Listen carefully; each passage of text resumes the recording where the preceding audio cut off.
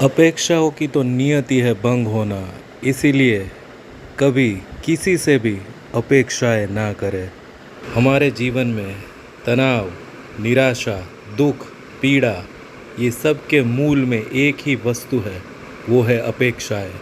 हमारी हमसे जुड़ी अपेक्षाएं, हमारी हमारे कर्म फल से जुड़ी अपेक्षाएं, हमारी हमारे आसपास के लोगों से जुड़ी अपेक्षाएं, हमारी इस प्रकृति से जुड़ी अपेक्षाएं। और अपेक्षा की तो नियति है भंग होना। तो फिर जीवन जीने का सही तरीका, जीवन जीने की जीवन कला क्या है? अपेक्षा के बगैर हम कैसे जी पाएंगे? अपेक्षा को हम कैसे ऐसे मोड़ के, ऐसे नियंत्रित करके रखें कि हम अपनी पीड़ा, दुख, अशांति, ये सब से ऊपर उठ के अपेक्षाओं को नियंत्रित करके अपना जीवन समभाव, शांति और प्रेम से जी पाए। अपेक्षाओं को नियंत्रित करने का सबसे श्रेष्ठ उपाय ये है कि स्व से हमेशा जुड़े रहें। हमेशा अपने आप से बात करके ये वस्तु अपने आप से कहते रहे कि होगा तो भी अच्छा, नहीं होगा तो और अच्छा। क्योंकि अपेक्षाएं हमेशा कर्म फल से जुड़ी रहती है। जब अपेक्षाओं के हिसाब से हमें फल नहीं मिलता, अपेक्षाओं के हिसाब से हमें परिणाम नहीं मिलता, तब हमारे जीवन में निराशा, पीड़ा, दुख ये सब आते हैं, और जिससे हमारा जीवन और कष्टदायी, अशांत और दुखदायी हो जाता है। इसीलिए हमारी अपेक्षाओं को नियंत्रित करने के लिए सबसे श्रेष्ठ उपाय है अपने आप से अविरत बात करते रहना। हर हमेश अपने आप को ये याद दिलाते रहना कि अपेक्षा की नियति है भंग होना। मैं कोई भी काम करूं उसमें अपना श्रेष्ठ प्रयत्न कर सकता हूं, लेकिन हो सकता है कि कर्म फल मेरे कर्म के हिसाब से, जो मेरी अपेक्षा है उस हिसाब से आए, और ये भी हो सकता है कि कर्म फल यानी कि नतीजा, परिणाम वो विपरीत भी आए। तो कोई भी परिस्थिति को स्वीकार करने की मनोदशा अपने आप से बात करके अपने आप को स्वयं को समझाने से मिलेगी। इसीलिए अपेक्षाओं को नियंत्रित करने के लिए स्व से जुड़े रहें। अपेक्षाओं को नियंत्रित करने का दूसरा श्रेष्ठ उपाय ये है कि हम अपने मन को, अपनी इंद्रियों को अपने वश में करने के उपाय योग साधना से लेने का प्रयत्न करें। अवश्य ये मार्ग कठिन है। योग क्रिया, योग साधना, ये सब करना इतना आसान नहीं है। नियमितता, शिस्तबद्ध डिसिप्लिन हमें इसके अनुशासन के लिए ज़रूर चाहिए। और ये एक दिन का प्रयास नहीं है, ये प्रयास है अविरत चलने का, रोज़ योग साधना में बैठने का, अपने मन को, अपने चित्त को शांत करके अपने इंद्रियों को अपने वश में करने का प्रयत्न योग विद्या से प्राप्त करना। अच्छे अच्छे योग गुरु जैसे महर्षि पतंजलि, और महर्षि पतंजलि के अनुवाद लिखित पाठ्यक्रमों का जिन महागुरुओं ने अनुवाद किया है, उनको सुनना, पढ़ना, देखना और उसको अपने जीवन में उतारना। तो योग क्रिया, योग साधना वो दूसरा श्रेष्ठ उपाय है जिससे हम अपने मन और इंद्रिय को वश में करके अपनी अपेक्षाओं को नियंत्रित कर पाएंगे। और ये अपेक्षाएं हमें शांति और प्रसन्नता दे पाएगी, क्योंकि अब वो हमारे नियंत्रण में है। अपेक्षाओं को नियंत्रित करने का और एक श्रेष्ठ उपाय ये है कि हम हर हमेश अपने आप को दूसरों के साथ तुलनात्मक स्पर्धा में ना देखें, जिसको अंग्रेजी में रेट रेस भी बोलते हैं, कंपटीशन। हमेशा अपनी तुलना दूसरे व्यक्तियों के साथ, ये सोशल मीडिया और टेक्नोलॉजी के फास्ट मूविंग वर्ल्ड के अंदर आप हर हमेश अपने आप को दूसरों के साथ तुलनात्मक दृष्टि से देखना चालू कर रहे हैं। अपने को, अपने परिवार को और अपने परिवार द्वारा की गई या अपने मित्रों द्वारा की गई अपनी तुलना, अपनी स्पर्धा, अपनी कंपटीशन को बहुत भावनात्मक तौर पे अपेक्षाओं से जोड़ के देखना चालू करते हैं, तो आपके हाथ में निराशा, परेशानी, अशांति, तनाव, इसके अलावा शायद और कुछ ना आए। इसीलिए अगर कंपटीशन करनी भी है, स्पर्धा करनी भी है, तुलनात्मक कसौटी करनी भी है, तो स्वयं की स्वयं के साथ करें और इसको भी अपेक्षा के मापदंड पे नियंत्रित करके करें। अपेक्षा को नियंत्रित करने का ये और एक सर्वश्रेष्ठ उपाय है कि तुलनात्मक स्पर्धा से बचे, अपने आप को कॉम्पिटिटिव रेस से बाहर निकाले। बाजू वाले ने क्या किया, मेरे फ्रेंड ने क्या किया, मेरे भाई ने क्या किया और मैं क्या कर रहा हूँ। हम सब अलग अलग हैं, हम सब भिन्न भिन्न हैं।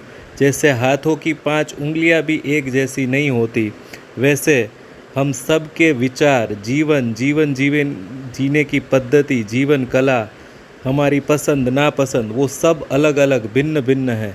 उसका सम्मान करें। हमें प्रकृति ने, ईश्वर ने, परमात्मा ने जैसा बनाया है उसका सहज स्वीकार करें और अपनी अपेक्षाओं को इस तरह नियंत्रित करें। तो ये सर्वश्रेष्ठ उपाय है कि स्पर्धात्मक, तुलनात्मक कंपैरिजन से बचे। अपेक्षाओं को नियंत्रित करने का और एक सर्वश्रेष्ठ उपाय है भक्ति। सनातन संस्कृति में ऐसे कई संस्कार हैं जिससे हम जीवन जीने के रहस्यों को खोजे, खंगाले और उस रहस्यों को, उस उन्नत जीवन जीने की कलाओं को अपने जीवन में उतारे और वही जीवन कला जिए। परम तत्व को, ये प्रकृति को हम स्वीकारें, क्योंकि ये प्रकृति ने हमें बनाया है। इस बड़ी प्रकृति के हम एक हिस्से हैं और इसीलिए ये प्रकृति का स्वीकार करना कि ये प्रकृति ने अवश्य हमारे लिए कुछ अच्छा या हमारे लायक कुछ बनाकर ही हमें यहाँ पे भेजा है। प्रकृति को सहज स्वीकार कर सनातन की ये परंपराओं को समझना, ये प्रथाओं को स्वीकारना, उसे जीना, उसके रहस्यों को खोजना, अपने को जानना, अपने अस्तित्व को जानना, अपने पूर्वजों को जानना, उनकी पौराणिक जीवन शैलियों को जानना, हमारे धर्म की पुरातन शैलियों को समझना, उसके तर्क वितर्क समझना, अपने जीवन के मजबूत मनोस्थिति के आधार स्थल पे उन सनातन परंपराओं के संस्कारों का एक मजबूत आधार स्तंभ बनाना, ये हमें हमारी अपेक्षाओं के ऊपर नियंत्रण करना सिखाएगा।